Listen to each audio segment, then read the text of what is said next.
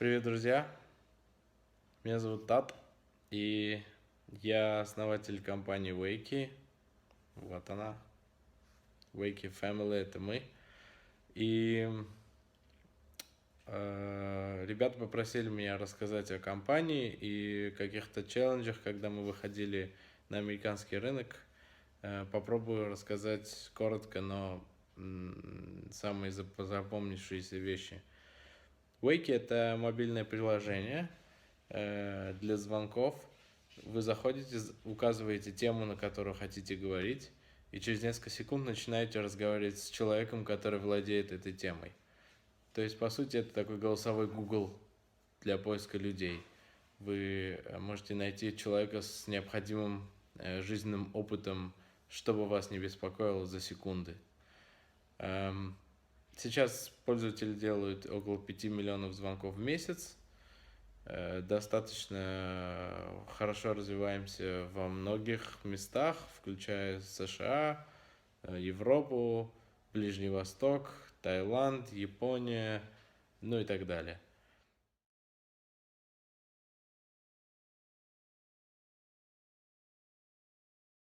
Самая незабываемая ситуация — это как Apple почти убил нашу компанию. У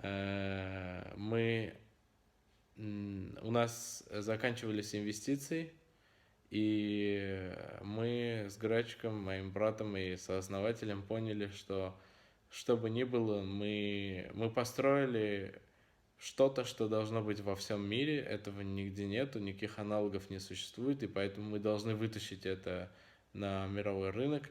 И поэтому решили, что нам надо глобализироваться. Это одна из наших ошибок, что мы это не сделали с самого начала, но это действительно очень трудно сделать. В эту ловушку попадают очень много компаний из таких стран, как Россия.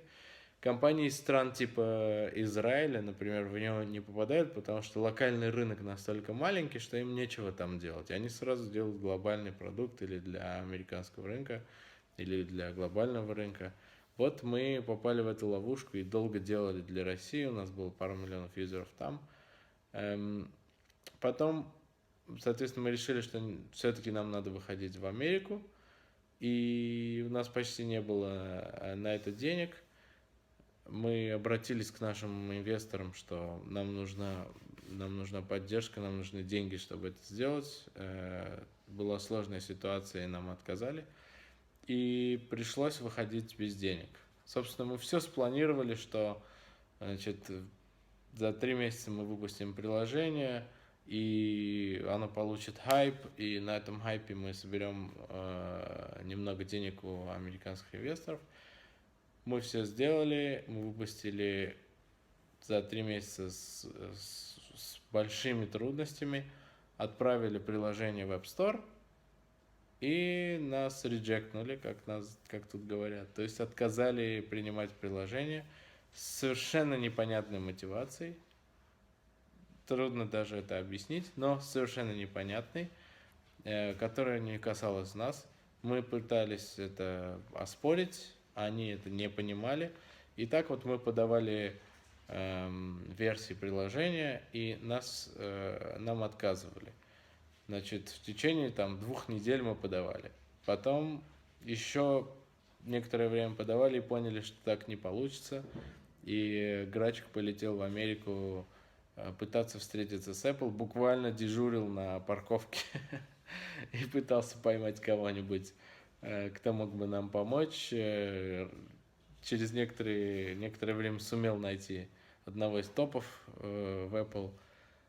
Через них вышел на App Store, объяснил им ситуацию, нас все равно не пропускали. Но, в общем, в итоге через 9 месяцев нас пропустили. К тому времени, естественно, у нас закончились все деньги, и мы практически не платили никакой зарплаты.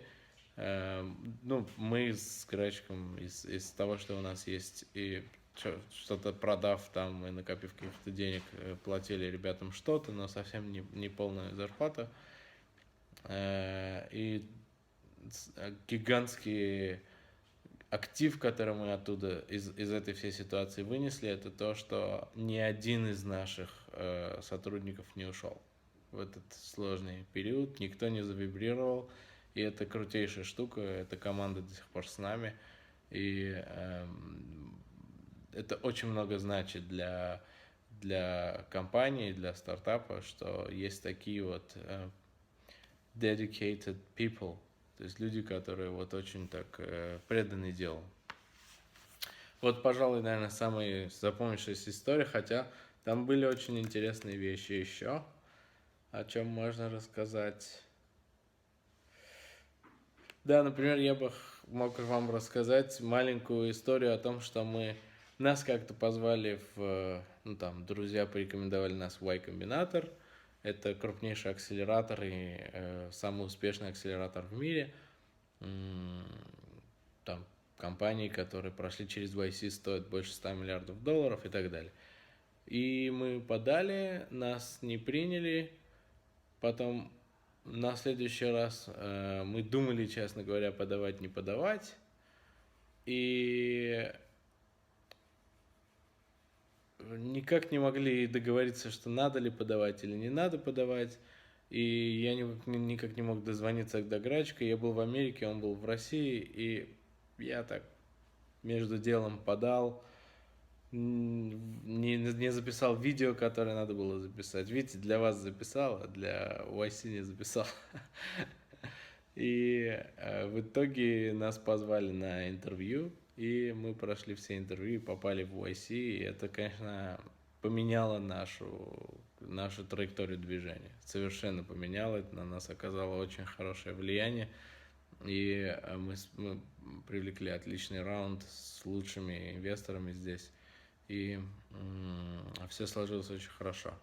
Ну вот такая маленький эпизод, который может все поменять. Если вы думаете, делать или не делать, делать.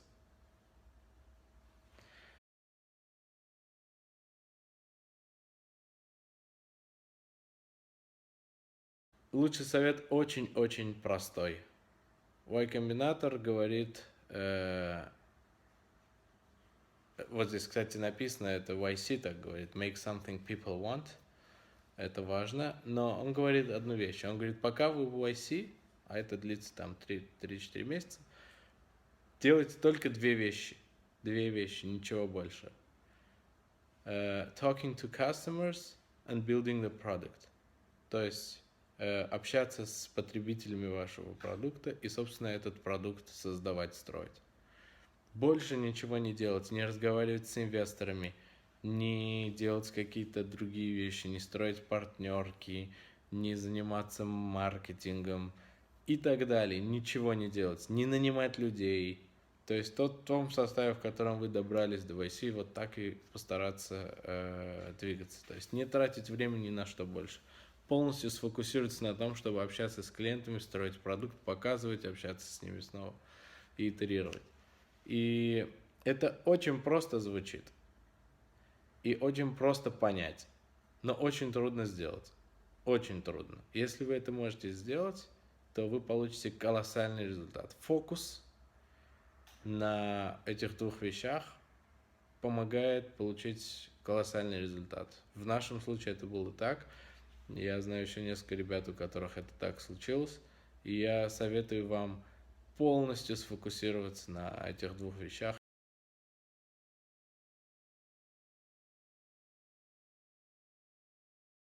Я считаю, что компания готова к расширению с самого начала, если вы почувствовали, что вы строите что-то инновационное, если это настоящий стартап, вы строите инновационное, то, чего нет в мире, или у вас есть какой-то инсайт, которого нет у других людей, или вы заходите на рынок, который вы начинаете, как сказать, разрушать, потому что вы даете что-то, что в 10 раз лучше, чем то, что существует, тогда, на мой взгляд, сразу надо делать это для глобального рынка или там для американского рынка, то есть для большого рынка, потому что в итоге сил вы потратите одинаково, а результаты вы будете получать совершенно другие.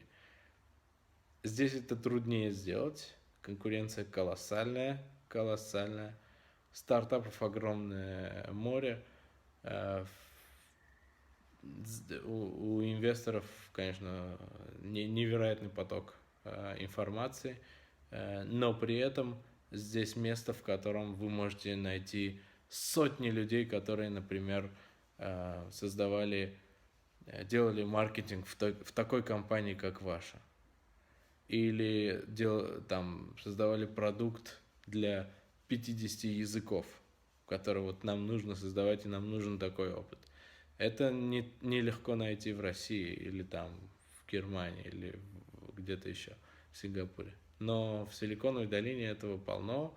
Вы просто в любой Starbucks заходите, и там сидит несколько человек, которые, возможно, обладают таким опытом. Это очень крутая концентрация.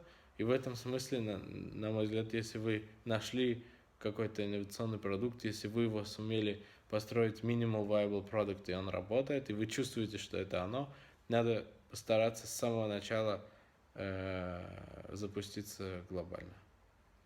Пожалуй, так. Надеюсь, это было интересно, и надеюсь, у вас будет получаться что-нибудь очень крутое. И если я вам могу чем-то помочь, то я всегда в доступе. Можно мне написать t, одна буква t@wakey.com. Пока.